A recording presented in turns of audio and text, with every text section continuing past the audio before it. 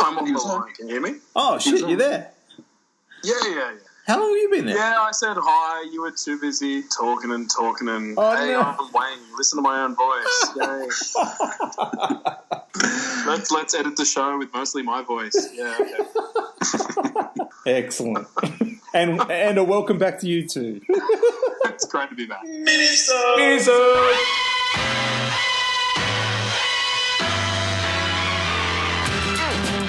Watch out!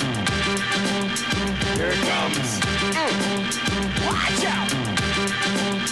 Here it comes. Watch out! Here it comes. Watch out! I've got to ask you guys, Hold it right there. Your attention, folks. We came here. is Nerlens Noel trying to be the next Michael Beasley or something? Jeez, in what regard? What are you on about? He's a knucklehead, man. Is he a knucklehead?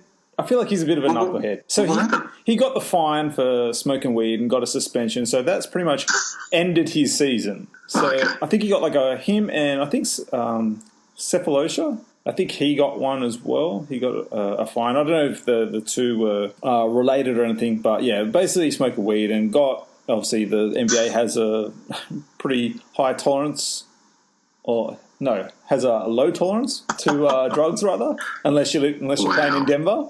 Man, I just feel like, what's his kid's story?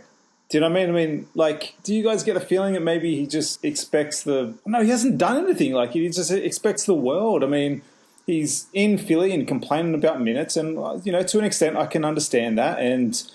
Philly have definitely shown a little bit of what's the word I'm looking for? A little bit of, not repetition, but a little bit of a pattern, if you will, if you're looking into Okafor and Embiid and stuff like that as well. But, he gets his shot. He gets traded. He gets his shot in Dallas. He fluffs it. Cuban offers him a deal, a pretty good deal. He refuses it, wants a max deal. You talk about a kid who's only strung together a handful of good games, not even a good half a season. I don't know if he was just surprised that no one else picked him up, but I was kind of glad that Cuban pulled the offer off the table for him. I know he's had a little bit of injury this season, but I just feel like, man, this potential-wise, I mean, this kid should be... I actually rate the kid, but I just feel like then you go do something stupid like this. I mean, you've got so many minutes available for you in Dallas. I don't get this kid at all. As usual, you're a bit tough on youngsters. I like the kid, man. I see the potential in him. We've talked about him before on the show, but I just feel like this feels like Beasley in Minnesota or Phoenix, right? I mean, just calm the fuck down for a moment, will you? I'm just excited we're all back. He's 23, Wayne. We're quick to just call people knuckleheads, and he's just got to mature a bit. Look at Super Cool Bees. He's matured. It only took him 10 years, but he matured. Out of the league, back in the league, yeah. Hey, I'll tell you what, slow and steady wins the race. I mean, he came out with D-Rose, and look at him now. That's true. So this is what Benson's on. It's gold like that. Dropping knowledge. You can't beat it. Dropping knowledge. Slow and steady. I don't think the situation's really perfect for Noel. I know he had to get out of Philly, and I don't know. I think he had to play for a contract and just show out this year, and he clearly hasn't really done that. I mean, his minutes have been irregular. He's been getting the Whiteside treatment. He's been getting sat when I think he probably should be playing. He's been playing at weird spurts, and you got to remember his front court partner when he's on for most of the time is 74 years old. So it's probably not the tempo that he's, Dennis Smith Jr.'s on and they run, but apart from that, I don't know. I don't think it's a good fit for him. I mean, I can understand not a good fit, but there's also playing hard when you're on the court. Yeah. I don't know. He's a good player. I think he thinks he's better than he is, though. You can pretty much place a safe bet that he won't be back in Dallas next year, but it's what sort of deal does he think he's going to get anywhere else? I mean... At this stage, we're really banking on a glimmers of what we've seen from a handful of games and potential. Yeah. I'm just looking forward to the Grizz signing him to $50 million for 5 years. It's going to happen. I can't even. You know what Nerlens needs to do? He just needs to get back to doing what he does best. Blocking shots, rebounding, running the floor a little. Yeah. And then he'll only probably get a 1-year contract next year, but that's all he's got to do. Let's come back next year, work his ass off in the off-season, and rebound and block shots, and he will be employed for the next 15 years in this league. Yeah, 100%. Thanks for saying Happy Easter, too. Oh, sorry, Happy Easter. Did you have a good Easter? You talking to Stu or me? Oh. Or is that both here? Is that open? Mate, all I've done since is just eaten eggs. The kids got way too many eggs, so every night when they go to bed, they wake up and their pile is considerably smaller, and our floor is covered in foil. Yeah, I was going to say, I had this conversation today at work because it's like every father out there is doing their part for Father of the Year award and eating the fair share of eggs so the kids don't have to eat them. Yeah, I'm looking out for them. Yeah. Hello, diabetes. We're putting our own health on the line for them. Technically. I mean, we could just throw them out, I suppose, but, yeah. I don't know you guys, but I think this is the best slap bet we've ever had. I am now so paranoid about it, and it's getting so close. Good, because you were fucking getting too confident. Well, you know what? You guys were a little bit cocky when Cousins went down, and I still backed him. I still stuck with it. And then, obviously, Anthony Davis went on his big tear, and I was like, oh, shit, they were sitting like fourth, I think they even got to the Western Conference, fourth or fifth. And now we have this situation in, like, I'm looking at the Eastern Conference, and it's all locked up. Like, we know 1 through to 8 now in the East. And then you jump to the West. There's literally there must be 4 games left now. All we know is that Houston, Golden State, and Portland are a lock. 4 through to 8 are literally up the grabs. It's ridiculous. And I've just got this vibe. I've got this feeling, man, that Minnesota misses out. God, I hope not. I really do. I hope not. I think Denver's very dangerous. I think LA, the Clippers are just a little bit too late to the party. But even then, they're only 2 games out. So I mean, anything can really happen. They're not making it. No, I don't think they will either. But I think Minnesota might miss out. I think Denver maybe jump up But my God, I've been checking the box scores every day. I was really going to be beside myself if Memphis beat the Pelicans today. We wouldn't have been recording tonight, that's for sure. Look, for any new listeners out there that might be jumping on the Minisode right now, I should probably fill you in. Every year, if us hosts, we don't agree with each other to the point of breaking. That's not true. No?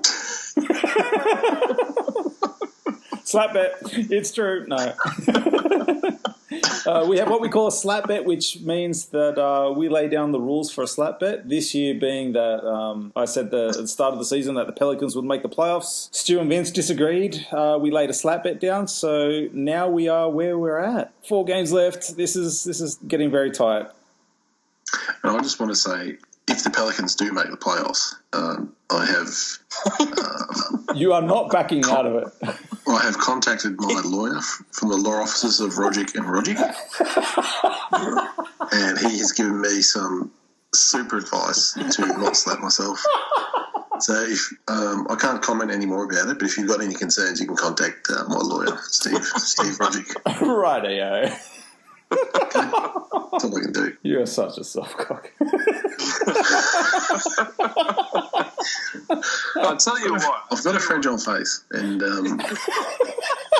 I don't want to. It already looks bad enough. I don't need to miss me beating it up anymore. So, mate, handle with care and fragile mean 2 different things. Well, take it up with my lawyer. That's all I'll say. Oh. You've got to give props. We don't know how the dice is going to roll. There's still enough games left for there to be a big shake-up. But with all due respect, the Pels are having a pretty bloody good season. For Boogie to have gone down, AD's really stepped it up. Obviously, having someone like Emeka Okafor, and this is a sentence that nobody's probably uttered in the last 6 years, but being backed up by someone like Emeka Okafor has really changed his dynamic. He's off on breaks quicker because he knows that the rims are being protected. They play really, really well together, and AD has just, he's been sharing it around, and you've got Etuan Moore and Drew Holiday really stepping up. I think Etuan Moore had 30 today. Oh, really? Dang. Real solid team. They're not going to... Well, I'd be surprised if they get through the first round, I'll be completely honest with you. But props to them getting where they are. If Minnesota make it to the playoffs, they'll be fine. It's just their biggest thing is they fall apart against the shit teams. It's a mindset. They tend to find that extra gear against good teams. And look, you can definitely make a case for rotations and stuff like that, like I think you could with any team. But I mean, the Jimmy Butler injury obviously did not help them at all. And they definitely slid hard, but they can't use the Jimmy Butler injury. There is enough talent there to keep winning games. 100%. Every time they play a lesser team, they do not come in ready. Yeah. And I don't think it's Tibbs' fault. These players need to realise that come in, crush the lower teams. Yeah. Yeah. And just beat everyone. That's how they got to come in. We've spoken to this with Joey on private chats. I messaged him when they lose to crappy teams. We're like, man, they did it again. It's so. I'm a Lakers fan, but I really like the T-Wolves. It is so frustrating. They're losing to teams like they lost to you guys, didn't they? Yeah, I think I did. What the hell? They should have smashed it by 50. Yep, 100%. 60, 70, whatever.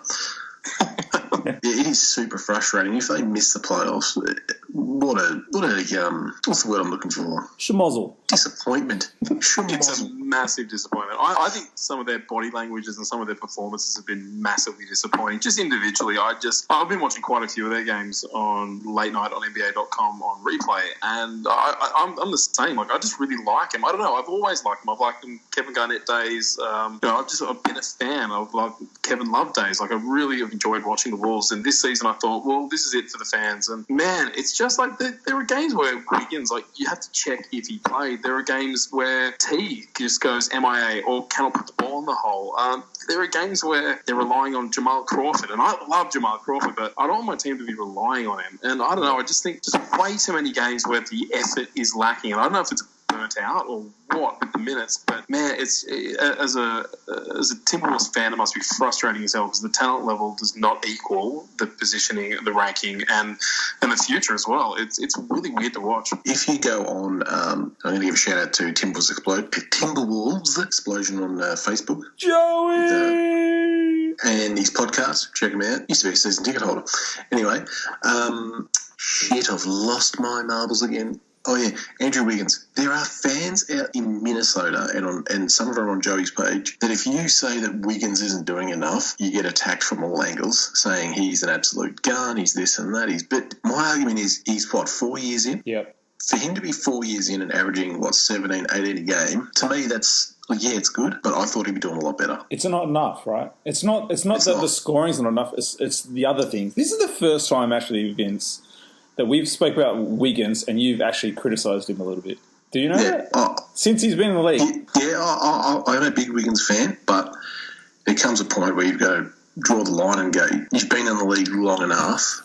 And I still think the effect of Jimmy Butler is not good for him. I'm not saying they don't need Jimmy, but I think it's stifled him a little. They need to work that out because I honestly, this is my opinion, I think he is not 100% happy there right now with Jimmy coming in. But I thought they've at times... Before you go on, sorry to interrupt. Now you know what it feels like. No, do you think... I'm just spitballing here. This is what I think about. They brought Jimmy in, and I think they've brought him in like... He's this huge winner who's won championships, and in reality, Jimmy Butler hasn't won jack shit. Yet they bring him into Minnesota and they talk him up like he's going to deliver another championship or something. I think Wiggins might look at that and go, hang on a minute, this guy, he's a good player. He's won nothing. He's a better player than Wiggins, though. Potential-wise, Wiggins is the better player, but I agree. He's a better player than Wiggins. I agree, but I think it's the whole, again, just my opinion, I think from the outside looking in, I think Wiggins looks at this guy coming in, listens to all the fanfare and people losing their minds over this bloke, and Wiggins goes, man, I've been here 4 years, and this guy gets treated like he's the king of Minnesota, and he's won nothing. Yeah, look, I think we spoke about it. I think unanimously the three of us spoke about it in pre-season, saying that as much as we love Cat, we really, really wanted Wiggins to take the lead and take the reins and be ball dominant and sort of, I don't know, I think we all kind of see this weird, Kobe, DeRozan, McGrady-esque ability with his length and his smoothness and his jump shot and his ability. And I think we all see it. It's just a shame looking at 5 years in now that I think of all situations, this has been a really good one for him to just show up, and he hasn't. And I don't know, maybe a change of scenery is needed. So here's my thing. This might sound a little bit ridiculous, but why can't Wiggins be Pippen? Do you know what I mean? The scoring's fine, but it's the other stuff that they needed. There's none of that mongrel in Wiggins right now. There's no attack the basket. There's none of this, we're down 6 points. We need buckets. I need to attack the rim. Whether I get blocked or not. Whether I get contact and get the foul or not. There's none of that from him, and that's the biggest criticism. I mean, when he came into the league, he was one of the big draws to him was, his defensive ability. We haven't seen that. We've seen him lapse on defense, if anything, and that's a real shame with the kind of coach they have. I still think, look, everything's fine in Minnesota. It's going to suck if they miss the playoffs this year, and I don't know if it's just the culture of Minnesota fans. I still feel like they've quit on this team also too early. You know what would have been better? If they kept Rubio. Oh, that was my next point. Benson, I love you. Yeah, that was my next point. Jeff Teague, I am a fan of Jeff Teague. I like him. Same. But I don't think he's as good as fit in Minnesota as Rubio. I'll tell you what, he put it on him the other day. Far out. That was a fantastic game. Actually, you know what? That was great to watch. I just love watching this team play. I can't wait for a 7-game series with Utah involved. You cannot. If you're an Aussie, obviously, because we've got Exum and Jingles, but I just think if you're a fan of basketball and team basketball, they're like they're playing like this. I don't know, like this fun sharing, up tempo version of Spurs basketball. But they're not all 53 years old. Like it's awesome. Is it me, or is not just that they got Gobert back healthy now, but is their defense just freaking amazing? It's great. They cover so much court. Oh. Can you make that noise again, Wayne? Oh. All right, okay. Now, don't ever make that noise again. God, I feel really uncomfortable now. Listen, getting back to Rubio, one thing I like about Rubio, if he was on this Minnesota team, he's the guy that would try and get guys going. Like getting there, he got Alexei Shved going, and that's saying something. Oh, blast from the past. I loved Alexei. Dude, I just think it was time for both sides to move on. That's all. I think. No, he only got moved because he wasn't Tibbs' guy. Tibbs didn't bring him in. He wanted out, man. I don't buy that. I do. I bought it for $1. Look at all those weapons that he could just pass to. If you want to hear more Tim Wills talk, I urge you to download Tim Wills Explosion. Vince does a lot of urging. Urge all over you in a minute. Oh, boy. Make that noise again. What was that noise again? Oh. No, that wasn't it. I can't remember now. Well, just when you think we've finished recording, gentlemen, sound the alarm. That's right, the courtside alarm has gone off. We've got a major injury that pretty much affects a lot that's going on in the Eastern Conference right now. And, of course, if you have been living in a dark, shallow cave, then you'll know that Kyrie Irving injured, out for the rest of the regular season, out for the playoffs. I'll tell you what, how uncomfortable would it be living in a shallow cave? Dark shallow cave at that.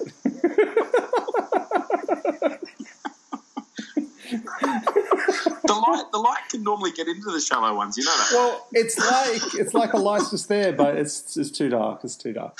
Oh my God. That's great.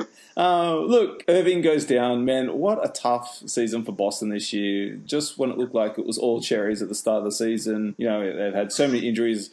Obviously, Hayward is the first one to go down with multiple injuries through the season, with Marcus Smart going out as well. Now, Irving, I don't know, kind of really proved something to me this year. It wasn't like a talent thing he needed to prove. It was more like a leadership thing with him, with me. Was it infected screws in his knee? Yeah, I think we should probably just asterisk the injury. I mean, it's a known thing that he's had, and the surgery was to get the screws removed and the piece of metal, I guess, twine that's in there removed.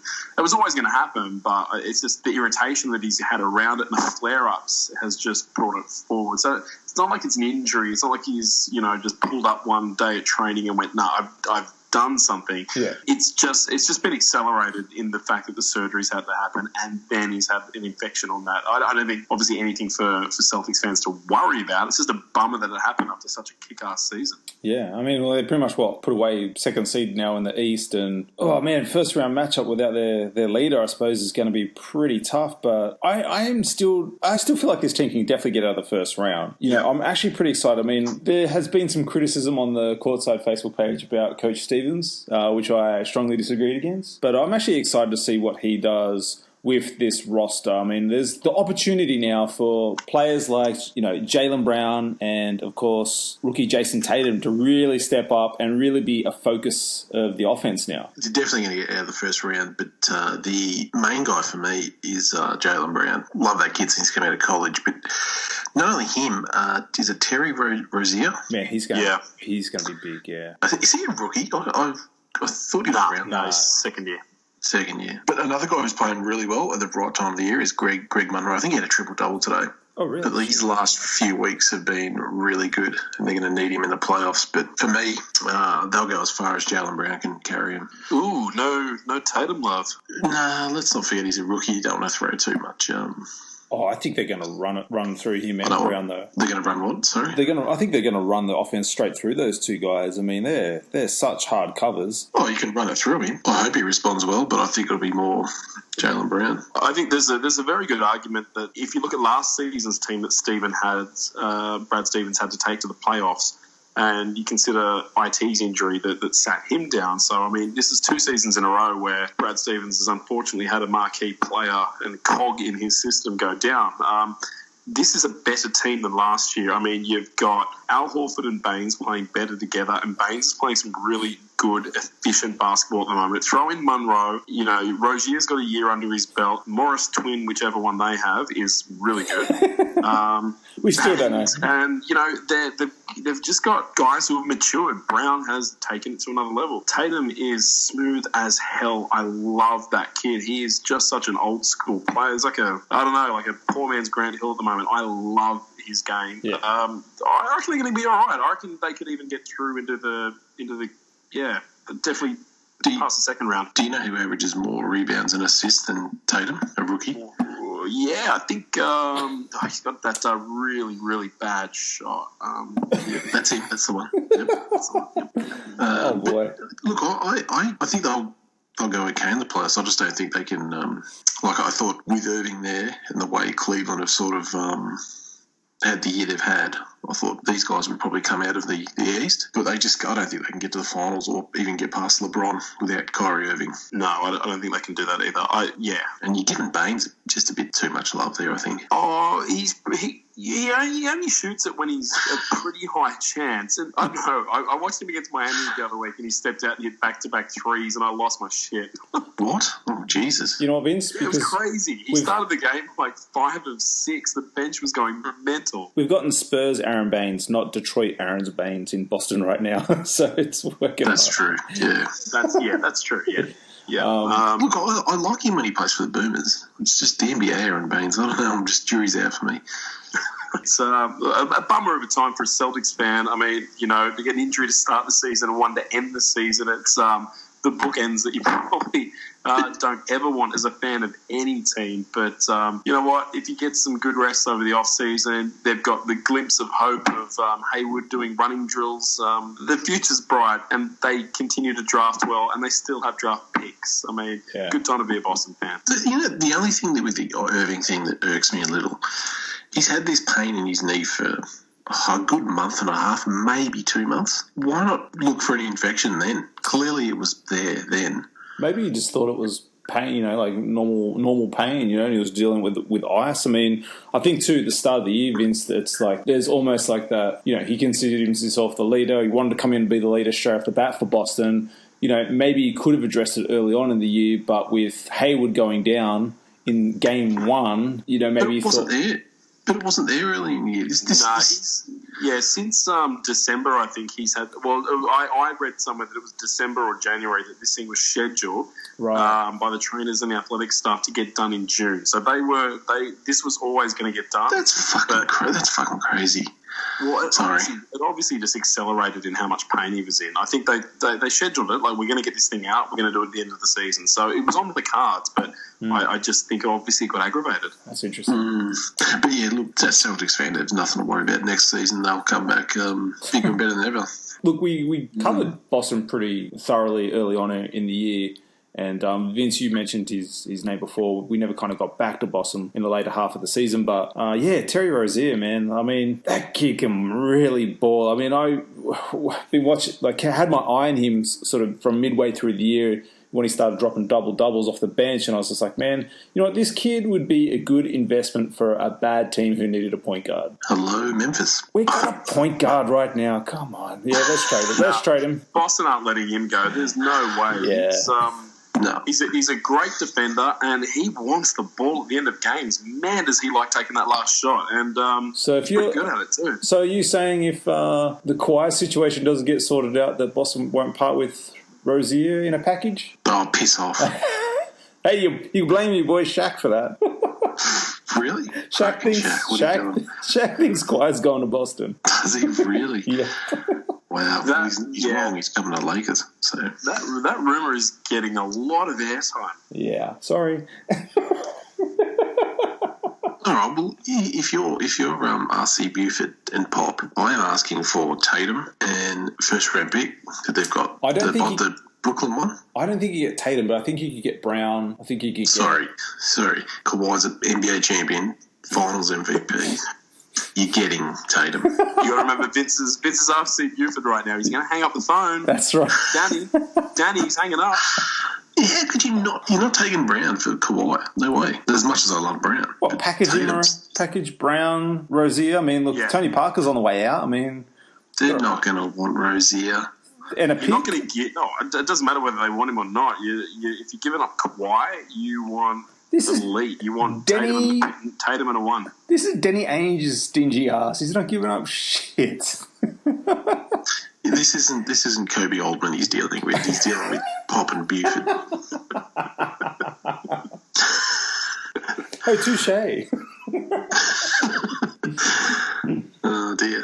Oh boy. Well, I really wanted him to come to LA. We can offer him a good deal.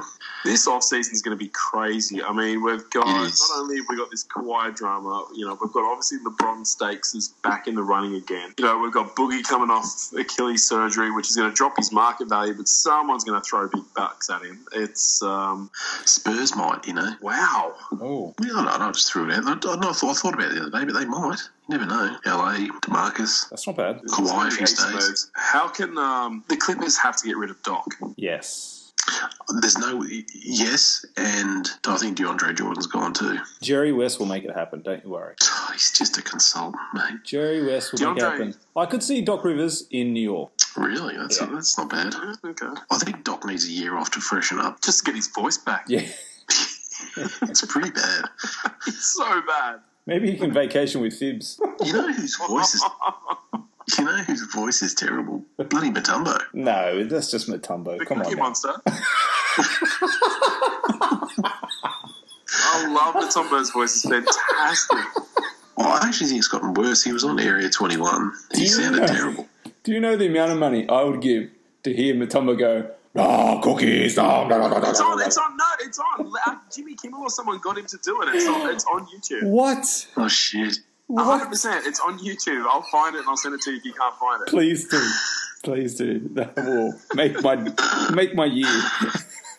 I just the Who Wants to Sex Mutombo story is still one of the greatest locker room stories in history. My goodness, that is so great. Did anybody else used to have that old NBA Jam session VHS where Mutombo's hanging on the net at the start? Yes. I'm just hanging around waiting for Jam session to start. It sounded like Arnold Schwarzenegger. It wasn't. It's the echo in this shallow fucking cave. Well, of course, you can catch all the Courtside Madness, www.crtsde.podbean.com. Guys, down there you'll find the links to the Facebook page, you'll find links to our regular shows. All our episodes are now absolutely 100% free, so jump down there, give us some downloads, share with your friends. We really appreciate it, and we'll be back very soon out of our shallow caves to cover all the playoffs and all the crazy playoff matchups. Here it comes. Watch out. Here it comes. Watch out. Here it comes. Watch out. Ball.